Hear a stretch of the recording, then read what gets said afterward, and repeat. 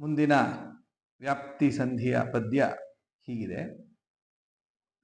ಜಾಗರ ಸ್ವಪ್ನಂಗಳೊಳು ವರಭೋಗಿ ಶಯನ ಬಹು ಪ್ರಕಾರ ವಿಭಾಗ ಗೈಸಿ ನಿರಂಶ ಜೀವರ ಚಿಚ್ಚರೀರವನು ಭೋಗವಿತ್ತು ಸುಷುಪ್ತಿ ಕಾಲದಿ ಸಾಗರವ ನದಿ ಕೂಡುವಂತೆ ವಿಯೋಗರಹಿತನು ಅಂಶಗಳನೇಕತ್ರ ವೈದಿಸುವ ಜಾಗರ ಸ್ವಪ್ನಗಳೊಳು ವರಭೋಗಿ ಶಯನ ಬಹುಪ್ರಕಾರ ವಿಭಾಗ ಗೈಸಿ ನಿರಂಶ ಜೀವರ ಚಿತ್ ಶರೀರವನು ಅಂತ ಇದೆ, ಅದನ್ನ ಬಿಡಿಸ್ಕೊಳ್ಬೇಕು. ಚಿತ್ ಶರೀರವನು ಭೋಗವಿತ್ತು ಸುಷುಪ್ತಿ ಕಾಲದಿ ಸಾಗರವ ನದಿ ಕೂಡುವಂತೆ ವಿಯೋಗರಹಿತನು ಅಂಶಗಳನ್ನು ಏಕತ್ರ ಐದಿಸುವ. ಬಹಳ ವಿಶಿಷ್ಟವಾಗಿರ್ತಕ್ಕಂತಹ ಪರಮಾತ್ಮನ ಮಹಿಮೆಯನ್ನ ಇಲ್ಲಿ ತಿಳಿಸ್ತಾ ಇದ್ದಾರೆ. ಓಂ ಸಂಧ್ಯೆ ಸೃಷ್ಟಿರಾಹಿ ಓಂ ಅಂತ ಸೂತ್ರ ಇದೆ. ಆ ಸೂತ್ರದ ವ್ಯಾಖ್ಯಾನದಂತೆ ಇರತಕ್ಕಂತಹ ಪದ್ಯ ಇದು. ಜಾಗರ ಸ್ವಪ್ನಗಳೊಳು, ಮುಖ್ಯವಾಗಿ ಜೀವರಾಶಿಗಳಿಗೆ 3 ಅವಸ್ಥೆ ಇದೆ. ಒಂದು ಜಾಗೃತಾವಸ್ಥೆ, ಇನ್ನೊಂದು ಸ್ವಪ್ನಾವಸ್ಥೆ, ಇನ್ನೊಂದು ಸುಷುಪ್ತಿ ಅವಸ್ಥೆ ಅಂತ 3 ಅವಸ್ಥೆಗಳಿದೆ. ಈ ನಾವೇನು ಪದಾರ್ಥಗಳನ್ನ ಇವತ್ತು ನೋಡ್ತಾ ಇರ್ತೇವೆ, ಎಚ್ಚರವಾಗಿರ್ತೇವೆ, ಇದೇ ಜಾಗೃತಾವಸ್ಥೆ. ಆ ಜಾಗೃತಾವಸ್ಥೆಯಲ್ಲಿ ಪರಮಾತ್ಮ ವಿಶ್ವರೂಪಿಯಾಗಿ ಈ ಬಲಗಣ್ಣಿನಲ್ಲಿ ನಿಂತು ಈ ಪದಾರ್ಥಗಳನ್ನೆಲ್ಲ ತೋರಿಸ್ತಾ ಇರ್ತಾನೆ. ಅವನು ತೋರಿಸ್ತಾ ಇರೋದ್ರಿಂದಲೇ ನಾವೆಲ್ಲ ಪದಾರ್ಥಗಳನ್ನ ನೋಡ್ತಾ ಇರ್ತೇವೆ. ನಮ್ಮ ಅನುಭವಕ್ಕೆ ಆ ಎಲ್ಲ ವಿಷಯಗಳು ಬರ್ತಾ ಇರುತ್ತೆ. ರೂಪ, ರಸ, ಗಂಧ, ಸ್ಪರ್ಶ, ಶಬ್ದ ಈ ಎಲ್ಲವೂ ಕೂಡ ನಮ್ಮ ಅನುಭವಕ್ಕೆ ಬರ್ತಾ ಇರುತ್ತೆ. ಯಾರ ಅನುಗ್ರಹದಿಂದ? ಬಲಗಣ್ಣಿನಲ್ಲಿರ್ತಕ್ಕಂತಹ ವಿಶ್ವರೂಪಿಯಾಗಿರ್ತಕ್ಕಂತಹ ಪರಮಾತ್ಮನ ಅನುಗ್ರಹದಿಂದ ಜಾಗೃತಾವಸ್ಥೆಯನ್ನ ಜೀವ ಅನುಭವಿಸ್ತಾನೆ. ಇದು ಮೊದಲನೇ ಪಾಯಿಂಟ್. ಇನ್ನು ಎರಡನೇ ಪಾಯಿಂಟು, ಯಾವಾಗ ಪರಮಾತ್ಮ ಜೀವನಿಗೆ ಸುಷುಪ್ತಿಯನ್ನ ತಂದುಕೊಡಬೇಕು, ಸ್ವಪ್ನವನ್ನ ತಂದುಕೊಡಬೇಕು ಅಂತ ಬಯಸ್ತಾನೆ, ಆಗ ಪರಮಾತ್ಮ ಸ್ವಲ್ಪ ಈ ಸ್ಥಾನವನ್ನ ಬದಲಾವಣೆ ಮಾಡ್ತಾನೆ. ಏನ್ ಮಾಡ್ತಾನೆ ಅಂತಂದ್ರೆ, ಈ ಕಂಠ ಪ್ರದೇಶಕ್ಕೆ ಬರ್ತಾರೆ. ಈ ಕಂಠ ಪ್ರದೇಶಕ್ಕೆ ಬಂದಾಗ ಇಲ್ಲಿ ತೈಜಸ್ವರೂಪಿಯಾಗಿರ್ತಕ್ಕಂತಹ ಪರಮಾತ್ಮ, ಈ ವಿಶ್ವರೂಪಿಯಾಗಿರ್ತಕ್ಕಂತಹ ಪರಮಾತ್ಮ ಏನಿದ್ದಾನೆ ಅವನು ಈ ತೈಜಸ್ವರೂಪಿಯಾಗಿರ್ತಕ್ಕಂತಹ ಪರಮಾತ್ಮನಲ್ಲಿ ಐಕ್ಯವನ್ನು ಹೊಂದಿಬಿಡ್ತಾನೆ. ಯಾವಾಗ ಐಕ್ಯವನ್ನು ಹೊಂದಿದ, ಅವಾಗ ಜೀವನಿಗೆ ಸ್ವಪ್ನಾವಸ್ಥೆ ಉಂಟಾಗತ್ತೆ, ಸ್ವಪ್ನಗಳು ಬೀಳಲಿಕ್ಕೆ ಪ್ರಾರಂಭ ಆಗತ್ತೆ. ಆಮೇಲೆ ಇದೆರಡೂ ಮುಗಿದ ಮೇಲೆ ಈ ವಿಶ್ವ ತೈಜಸ ಇವರಿಬ್ಬರು ಹೋಗಿ ಹೃದಯ ಮಧ್ಯದಲ್ಲಿ, ಹೃದಯ ಕಮಲದಲ್ಲಿರ್ತಕ್ಕಂತಹ ಪ್ರಾಜ್ಞರೂಪಿಯಾಗಿರ್ತಕ್ಕಂತಹ ಪರಮಾತ್ಮನನ್ನ ಯಾವಾಗ ಹೋಗಿ ಸೇರಿಕೊಳ್ತಾರೆ, ಅವಾಗ ಜೀವನಿಗೆ ಸುಷುಪ್ತಿ ಅವಸ್ಥೆ ಅಂದ್ರೆ ಗಾಢವಾದ ನಿದ್ರೆಯಲ್ಲಿ ಜೀವ ಇರ್ತಾನೆ. ಹೀಗೆ 3 ಅವಸ್ಥೆಗಳನ್ನ ಪರಮಾತ್ಮ ವ್ಯವಸ್ಥೆ ಮಾಡಿದ್ದಾನೆ. ಈ 3 ಅವಸ್ಥೆಗಳನ್ನ ಅನುಭವಿಸಲೇಬೇಕು. ಜಾಗೃತಾವಸ್ಥೆ, ಸ್ವಪ್ನಾವಸ್ಥೆ ಮತ್ತೆ ಸುಷುಪ್ತಿ ಅವಸ್ಥೆ ಅಂತ ಈಗ ಹೇಳ್ತಾ ಇದ್ದಾರೆ. ಈ ಸಮಸ್ತ ಜೀವರ ಜಾಗೃತಾವಸ್ಥೆ ಏನಿದೆ ಅದಕ್ಕೆ ಅತೀತವಾಗಿರ್ತಕ್ಕಂಥದ್ದು ಯಾವುದು? ಈ ಸ್ವಪ್ನಾವಸ್ಥೆ. ಈ ಸ್ವಪ್ನಾವಸ್ಥೆಯ ಬಗ್ಗೆ ಹೇಳ್ತಾರೆ ಇವಾಗ. ಜಾಗರ ಸ್ವಪ್ನಗಳೊಳು, ಜೀವರ ಜಾಗೃತಾವಸ್ಥೆಯಲ್ಲಿ ಮತ್ತೆ ಸ್ವಪ್ನಗಳೊಳು, ಸ್ವಪ್ನಾವಸ್ಥೆ, ಕನಸನ್ನ ಏನು ಕಾಣುತ್ತೇವೆ ಅದೇ ಆ ಅವಸ್ಥೆ. ಸ್ವಪ್ನಾವಸ್ಥೆಯಲ್ಲೂ ಕೂಡ ಇಂತಹ ಸ್ವಪ್ನಾವಸ್ಥೆಯಲ್ಲಿ ಪರಮಾತ್ಮನ ವಿಶಿಷ್ಟವಾದಂತಹ ವ್ಯಾಪಾರವನ್ನ ದಾಸರಾಯರು ನಮಗೆ ತಿಳಿಸ್ತಾರೆ. ಅನುವ್ಯಾಖ್ಯಾನದಲ್ಲಿ ಆಚಾರ್ಯರು ಏನು ತಿಳಿಸಿದ್ದಾರೆ ಅದನ್ನೇ ನೇರವಾಗಿ ಇಲ್ಲಿ ನಮಗೆ ಟ್ರಾನ್ಸ್ಲೇಟ್ ಮಾಡಿಕೊಟ್ಟಿದ್ದಾರೆ. ಆ ವಾಕ್ಯ ಏನು ಅಂತ ಆಮೇಲೆ ನೋಡೋಣ. ವರಭೋಗಿ ಶಯನ, ವರಭೋಗಿ, ವರ ಅಂತಂದ್ರೆ ಶ್ರೇಷ್ಠರಾಗಿರ್ತಕ್ಕಂತಹ ಭೋಗಿಗಳಾಗಿರ್ತಕ್ಕಂಥವರು ಅಂದ್ರೆ ಸರ್ಪಶ್ರೇಷ್ಠರಾಗಿರ್ತಕ್ಕಂತಹ ಶೇಷದೇವರು ಅಂತ ಅರ್ಥ. ವರಭೋಗಿ, ಸರ್ಪಗಳಲ್ಲೆಲ್ಲ ಶ್ರೇಷ್ಠರಾಗಿರ್ತಕ್ಕಂತಹ ಶೇಷದೇವರ ಮೇಲೆ ಮಲಗಿದಂತಹ ನಾರಾಯಣ. ವರಭೋಗಿ ಶಯನ ನಾರಾಯಣ ಏನಿದ್ದಾನೆ ಅವನು ಬಹುಪ್ರಕಾರ ವಿಭಾಗ ಗೈಸಿ, ಅನೇಕ ಪ್ರಕಾರಗಳಲ್ಲಿ, ಬಹುಪ್ರಕಾರ ಅಂತಾರೆ, ಅನೇಕ ಪ್ರಕಾರಗಳಿಂದ ನಾನಾ ರೀತಿಯಾಗಿ ವಿಭಾಗವನ್ನ ಮಾಡ್ತಾನಂತೆ, ಡಿವೈಡ್ ಮಾಡ್ತಾನೆ. ಯಾವುದನ್ನ ಡಿವೈಡ್ ಮಾಡ್ತಾನೆ? ನಿರಂಶ ಜೀವರ ಚಿಚ್ಚರೀರವನು. ಚಿತ್ ಶರೀರ, ಜ್ಞಾನಾನಂದಾತ್ಮಕವಾಗಿರ್ತಕ್ಕಂತಹ ಶರೀರ, ಸ್ವರೂಪ ಶರೀರ ಏನಿದೆ ಅದು ಜ್ಞಾನಾತ್ಮಕವಾಗಿರ್ತಕ್ಕಂತಹ ಶರೀರ, ಅದನ್ನ ವಿಭಾಗ ಮಾಡ್ತಾನಂತೆ. ಪರಮಾತ್ಮನ ವಿಶಿಷ್ಟವಾಗಿರ್ತಕ್ಕಂತಹ ಸಾಮರ್ಥ್ಯ ಇದೆ. ಒಂದು ರೀತಿ ಅಘಟಿತ ಘಟನಾ ಸಾಮರ್ಥ್ಯ ಅಂತಾನೆ ಹೇಳಬಹುದು, ಏನ್ ತಪ್ಪಿಲ್ಲ. ಆ ಸಾಮರ್ಥ್ಯದಿಂದ ಪರಮಾತ್ಮ ಏನು ಮಾಡ್ತಾನೆ ನೋಡಿ, ನಿಜವಾಗ್ಲೂ ನಿರಂಶರು ಅಂತ ಹೇಳ್ತಾ ಇದ್ದೇವೆ. ನಿರಂಶರು ಅಂತಂದ್ರೆ ಅವರಿಗೆ ಮತ್ತೊಂದು ಅಂಶ ಇರೋದಿಲ್ಲ. ಒಂದು ಕಡೆ ಒಂದೇ ಅಂಶ ಅಷ್ಟೇ ಅವರಿಗೆ. ಏಕಕಾಲದಲ್ಲಿ ಏಕದೇಶದಲ್ಲಿ ಇದ್ದಾಗ ಅವರಿಗೆ ಒಂದೇ ಅಂಶ ಅಷ್ಟೇ. ಬೇರೆ ಬೇರೆ ದೇಶಗಳಲ್ಲಿ ಇನ್ನೊಂದು ಅಂಶದಿಂದ ಹೋಗ್ಲಿಕ್ಕೆ ಸಾಧ್ಯ ಇಲ್ಲ. ನಿರಂಶರು ಅಂತ ಹೇಳ್ಬಿಟ್ರೆ ಸಾಂಶರಾಗಿರ್ತಕ್ಕಂತಹ ದೇವತೆಗಳಿದ್ದಾರೆ. ಅವರು ಏಕಕಾಲದಲ್ಲಿ ಎರಡು ರೂಪಗಳನ್ನ ಅಂದ್ರೆ ಎರಡು ಅಂಶಗಳನ್ನ ಸ್ವೀಕಾರ ಮಾಡಲಿಕ್ಕೆ ಬರುತ್ತೆ. ಆದರೆ ನಿರಂಶರಾಗಿರ್ತಕ್ಕಂತಹ ಜೀವರಾಶಿಗಳಿಗೆ ಹಾಗೆ ಬರೋದಿಲ್ಲ. ನಿರಂಶರಾಗಿರ್ತಕ್ಕಂತಹ ಜೀವರಾಶಿಗಳ ಚಿತ್ ಶರೀರವನ್ನ ಅಂದ್ರೆ ಅವರ ಸ್ವರೂಪ ಶರೀರವನ್ನ ಪರಮಾತ್ಮ ಏನು ಮಾಡ್ತಾನೆ? ಬಹುಪ್ರಕಾರ ವಿಭಾಗ ಗೈಸಿ, ಅನೇಕ ರೀತಿಗಳಲ್ಲಿ ಅದನ್ನ ವಿಭಾಗ ಮಾಡ್ತಾನೆ. ನೋಡಿ, ಇವತ್ತು ನಮ್ಮ ಕನಸಿನಲ್ಲಿ ಯಾರೋ ಒಬ್ಬರು ಬಂದಿರ್ತಾರೆ, ಅವರು ಆಪ್ತರೇ ಆಗಿರ್ತಾರೆ, ನಮ್ಮ ಸ್ನೇಹಿತರು ಯಾರೋ ಆಗಿರ್ತಾರೆ, ಅಥವಾ ಎಷ್ಟೋ ಬಾರಿ ಕುದುರೆ, ಆನೆ, ಒಂಟೆ ಅಂತ ಈ ತರ ಪ್ರಾಣಿಗಳೆಲ್ಲ ಬರುತ್ತೆ. ಅಥವಾ ಪರಮಾತ್ಮ ಕೆಲವು ಬಾರಿ ಜಡ ವಸ್ತುಗಳನ್ನು ಸೃಷ್ಟಿ ಮಾಡ್ತಾನೆ. ಇವಾಗ ನಮ್ಮ ಕನಸಿನಲ್ಲಿ ಯಾರೋ ನಮಗೆ ಆಪ್ತರಾಗಿರ್ತಕ್ಕಂಥವರು ಬಂದಿದ್ದಾರೆ ಅಂತಂದ್ರೆ ಅವರು ಹೇಗ್ ಬಂದ್ರು? ಅದಕ್ಕೆ ದಾಸರಾಯರು ಇದನ್ನ ತಿಳಿಸ್ತಾ ಇದ್ದಾರೆ. ಅವರು ಹೇಗ್ ಬರ್ಲಿಕ್ಕೆ ಸಾಧ್ಯ ಆಯ್ತು? ನಮ್ಮ ಸ್ವಪ್ನದಲ್ಲಿ ಅವ್ರು ಹೇಗ್ ಬರ್ಲಿಕ್ಕೆ ಸಾಧ್ಯ ಆಯ್ತು ಅಂತಂದ್ರೆ, ಆ ಜೀವರಾಶಿಗಳ ಆ ಜೀವನ ಚಿಚ್ಚರೀರವನ್ನ ವಿಭಾಗ ಮಾಡಿರ್ತಾನೆ ಪರಮಾತ್ಮ. ಆ ವಿಭಾಗವನ್ನ ಮಾಡಿ ಆ ದೇಶದಿಂದ ಈ ದೇಶಕ್ಕೆ ಕರ್ಕೊಂಡು ಬರ್ತಾನೆ. ಇದು ಪರಮಾತ್ಮನ ಸಾಮರ್ಥ್ಯ, ಅದ್ಭುತವಾದಂತಹ ಸಾಮರ್ಥ್ಯ. ತಂದು ನಮಗೆ ತೋರಿಸ್ತಾನೆ, ನಮಗೆ ದರ್ಶನವನ್ನ ಮಾಡಿಸ್ತಾನೆ. ಅವಾಗ ಅವರನ್ನು ನೋಡಿ ನಮಗೆ ಸುಖವೂ ಆಗಬಹುದು. ನಮ್ಗೆ ತುಂಬಾ ಆಪ್ತರು ಬಂದಿದ್ದಾರೆ ಅಂತಂದ್ರೆ ಸುಖ ಆಗತ್ತೆ. ನಮಗ್ ಬೇಡವಾಗಿಲ್ದೇವರು ಬಂದಿದ್ದಾರೆ ಅಂತಂದ್ರೆ ಛೇ ಇವ್ರು ಯಾಕಪ್ಪ ಬಂದ್ರು ಅಂತ ದುಃಖನೂ ಆಗತ್ತೆ. ಹೀಗೆ ಸುಖ ದುಃಖಗಳ ಅನುಭವವನ್ನ ಅವರ ಕರ್ಮಾನುಸಾರವಾಗಿ ಜೀವರಾಶಿಗಳೇ ಉಣಿಸಬೇಕು ಅಂತ ಪರಮಾತ್ಮ ಸಂಕಲ್ಪವನ್ನ ಮಾಡಿ ಏನ್ ಮಾಡ್ತಾನೆ? ಆಯಾ ಜೀವರಾಶಿಗಳ ಚಿಚ್ಚರೀರವನ್ನ, ಸ್ವರೂಪ ಶರೀರವನ್ನ ವಿಭಾಗಗಳನ್ನಾಗಿ ಮಾಡ್ತಾನೆ. ವಿಭಾಗಗಳನ್ನಾಗಿ ಮಾಡಿ ನಿರಂಶರಾಗಿರ್ತಕ್ಕಂಥವರಾದರೂ ಕೂಡ ಅವರನ್ನ ಸಾಂಶರನ್ನಾಗಿ ಮಾಡ್ತಾನೆ. ಆ ಕಾಲಕ್ಕೆ ಮಾತ್ರ, ಆ ಕಾಲಕ್ಕೆ ಮಾಡಿ ಏನ್ ಮಾಡ್ತಾನೆ? ಆ ಅಂಶವನ್ನ ತೆಗೆದುಕೊಂಡು ಬಂದು ಈ ಸ್ವಪ್ನಾವಸ್ಥೆಯನ್ನ ಹೊಂದಿರತಕ್ಕಂತಹ ಜೀವನಿಗೆ ದರ್ಶನವನ್ನ ಮಾಡಿಸ್ತಾನೆ. ಯಾವಾಗ ದರ್ಶನವನ್ನ ಮಾಡಿಸ್ತಾ ಅವಾಗ ಈ ಎಲ್ಲ ವ್ಯಕ್ತಿಗಳು ಕೂಡ ನಮಗೆ ಗೋಚರರಾಗ್ತಾರೆ.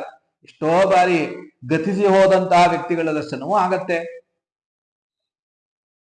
ಗಜ ತುರಗಾದಿಗಳ ದರ್ಶನ ಆಗತ್ತೆ, ಆನೆ ಕಾಣುತ್ತೆ. ಹೇಗೆ ಆನೆ ಕಾಣುತ್ತೋ ಅಲ್ಲಿ ಯಾವುದೋ ಒಂದು ಆನೆಯ ಶರೀರವನ್ನ ವಿಭಾಗ ಮಾಡಿ ಆ ಅಂಶವನ್ನ ತಂದು ಇಲ್ಲಿ ತೋರಿಸ್ತಾನೆ.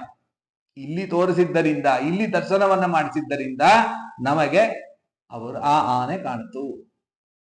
ಹೀಗೆ ಪರಮಾತ್ಮ ಆ ಕಾಲಕ್ಕೆ ಮಾಡುವಂತಹ ಸೃಷ್ಟಿ, ಆ ಕಾಲಕ್ಕೆ ಮಾತ್ರ ಇರ್ತಕ್ಕಂತಹ ಸೃಷ್ಟಿ ಅದು. ಆ ಸೃಷ್ಟಿಗೆ ಹಾಗಾದ್ರೆ ಇವಾಗ ಒಂದು ಘಟವನ್ನ ನಿರ್ಮಾಣ ಮಾಡಬೇಕು, ಒಂದು ಮಡಿಕೆಯನ್ನ ನಿರ್ಮಾಣ ಮಾಡಬೇಕು ಅಂತ ಒಬ್ಬ ಕುಂಬಾರ ಹೊರಟಿಯಾನೆ. ಹಾಗಾದ್ರೆ ಅದಕ್ಕೇನ್ ಬೇಕು? ಮಣ್ಣು ಬೇಕು. ಮಣ್ಣಿಲ್ಲದೇನೆ ಕುಂಬಾರ ಮಡಿಕೆಯನ್ನ ನಿರ್ಮಾಣ ಮಾಡ್ಲಿಕ್ಕೆ ಆಗೋದಿಲ್ಲ. ಹೇಗೋ ಹಾಗೆ ಇಲ್ಲಿ ಪರಮಾತ್ಮನಿಗೆ ಒಂದು ಮೆಟೀರಿಯಲ್ ಬೇಕಲ್ಲ. ಮೆಟೀರಿಯಲ್ ಇಲ್ದೇನೆ ಹೇಗ್ ನಿರ್ಮಾಣ ಮಾಡ್ತಾನೆ ಅಂತ ಅಂದ್ರೆ ಅದಕ್ಕೆ ಹೇಳ್ತಾರೆ, ಅನಾದಿ ಮನೋಗತಾನ್ ಸಂಸ್ಕಾರಾನ್ ಉಪಾದಾನಿ ಕೃತ್ಯ ಅಂತ.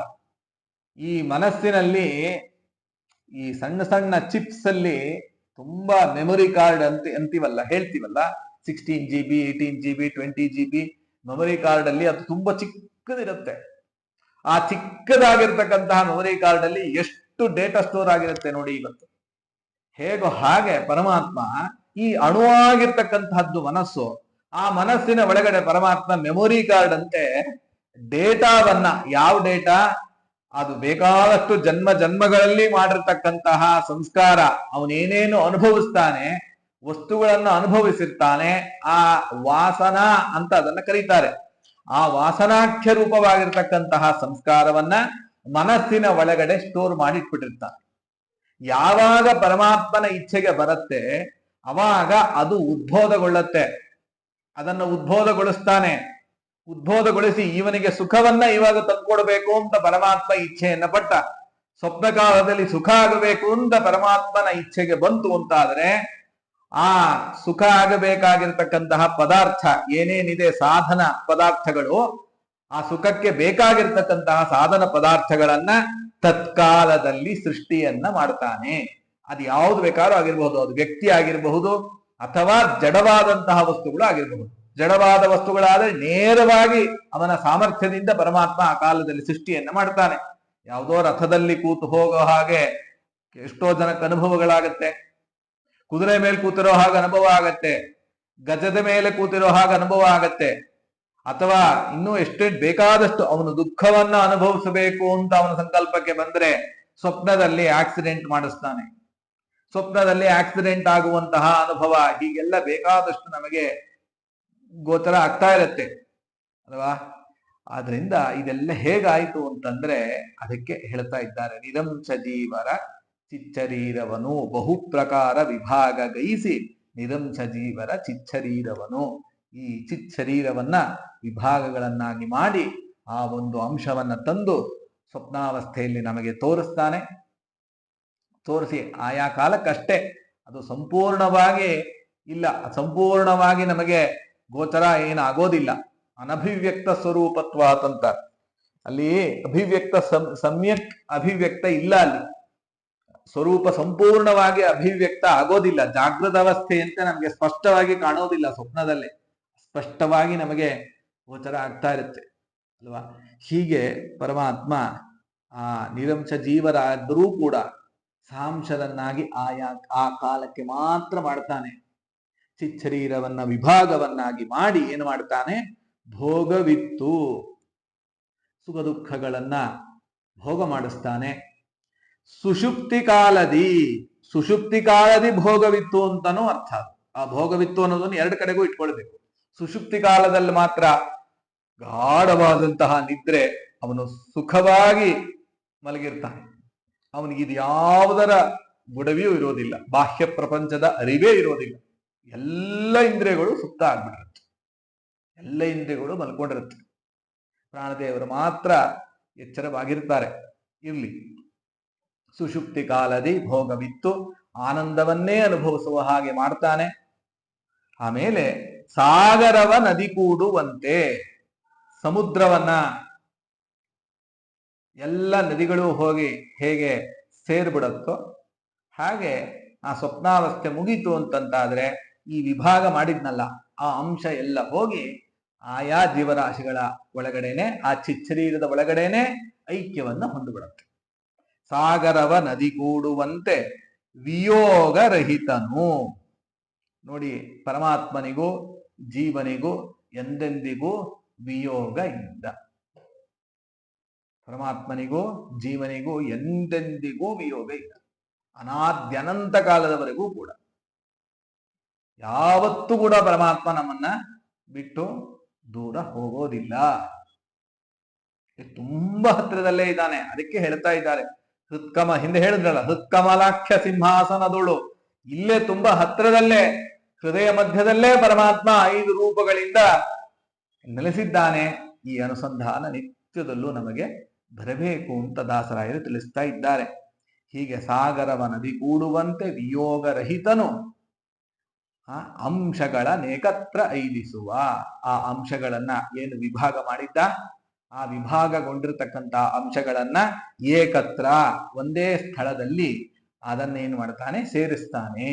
ಆ ಜೀವರಾಶಿಗಳ ಅಂಶಗಳನ್ನ ಸೇರಿಸ್ತಾನೆ, ಒಂದು ಕಡೆಗೆ ಸೇರಿಸಿ ಆ ಸ್ವಪ್ನಾವಸ್ಥೆಯನ್ನ ಮುಗಿಸ್ತಾನೆ.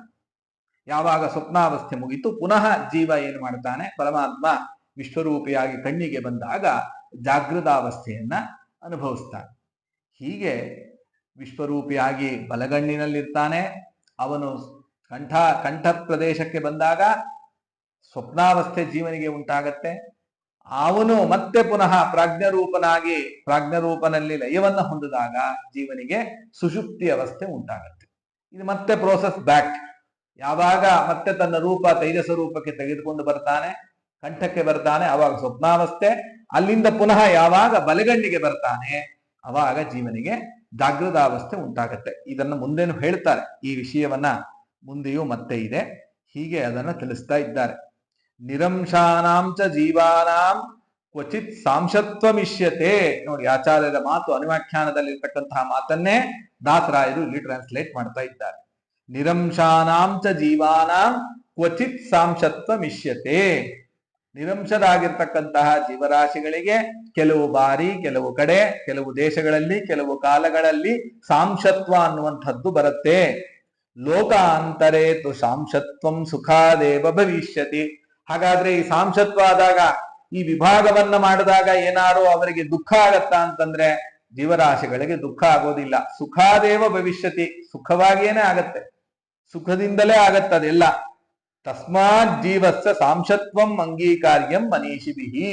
ಆದ್ರಿಂದ ಜೀವರಾಶಿಗಳಿಗೆ ಸಾಂಶತ್ವವನ್ನ ಅಂಗೀಕಾರ ಮಾಡಬೇಕು. ಇದು ಪರಮಾತ್ಮನ ಮಹಿಮಾ, ಪರಮಾತ್ಮನ ಸಾಮರ್ಥ್ಯ ಅಂಥದ್ದು. ಆ ಸಾಮರ್ಥ್ಯವನ್ನ ಇಲ್ಲಿ ವಿಶೇಷವಾಗಿ ಅದನ್ನ ತಿಳಿಸ್ತಾ ಇದ್ದಾರೆ. ಇದು ವಾಮನ ಪುರಾಣದ ವಾಕ್ಯ. ಇದು ನಿರಂಶಾನಾಂಚ ಜೀವಾನಾಂ ಕ್ವಚಿತ್ ಸಾಂಶತ್ವಮಿಷ್ಯತೆ ಅನ್ನೋದು ವಾಮನ ಪುರಾಣದ ವಾಕ್ಯ. ಆಚಾರ್ಯ ಅನುವ್ಯಾಖ್ಯಾನ ವಾಕ್ಯ ಹೀಗಿದೆ. ಅನಂಶಸ್ಯಾತು ಜೀವಸ್ಯ ವಿಭಾಗಂ ಬಹುಧಾ ಹರಿಹಿ. ಅನಂಶಸ್ಯಾತು ಜೀವಸ್ಯ, ಅನಂಶನಾಗಿರ್ತಕ್ಕಂಥವನು ಅಂದ್ರೆ ನಿರಂಶನಾಗಿರ್ತಕ್ಕಂತಹ ಜೀವನಿಗೆ ವಿಭಾಗಂ ಬಹುಧಾ ಹರಿಹಿ ಕೃತ್ವಾ. ನೋಡಿ, ವಿಭಾಗವನ್ನ ಮಾಡ್ತಾನಂತೆ ಪರಮಾತ್ಮ. ಅನೇಕ ವಿಧವಾಗಿ ಪರಮಾತ್ಮ ವಿಭಾಗವನ್ನ ಮಾಡಿ ಭೋಗಾನ್ ಪ್ರದಾಯೈವ ಐಕ್ಯಮಾಪಾದಯೇತ್ ಪುನಃ. ಭೋಗಾನ್ ಪ್ರದಾಯ, ಮತ್ತೆ ಎಲ್ಲ ಭೋಗಗಳನ್ನ, ಸುಖ ದುಃಖ ಭೋಗಗಳನ್ನ ಉಂಟು ಮಾಡಿ ಆಮೇಲೆ ಎಲ್ಲರನ್ನು ಕೂಡ ಒಂದು ಕಡೆ ಸೇರಿಸ್ಬಿಡ್ತಾನೆ. ಆ ಎಲ್ಲ ಅಂಶಗಳನ್ನು ಕೂಡ ಒಂದು ಕಡೆ ಸೇರಿಸ್ಬಿಡ್ತಾನೆ. ಅನುವ್ಯಾಖ್ಯಾನದಲ್ಲಿ ಆಚಾರ್ಯರು ಏನು ತಿಳಿಸಿದ್ರು ಅದನ್ನೇ ಜಗನ್ನಾಥದಾಸರು ಹರಿಕಥಾಮೃತ ಸಾರದಲ್ಲಿ ವಿಶೇಷವಾಗಿ ನಮಗೆ ತಿಳಿಸ್ತಾ ಇದ್ದಾರೆ. ನಮ್ಮಲ್ಲಿಗೆ ಕೃಷ್ಣಾರ್ಪಣ.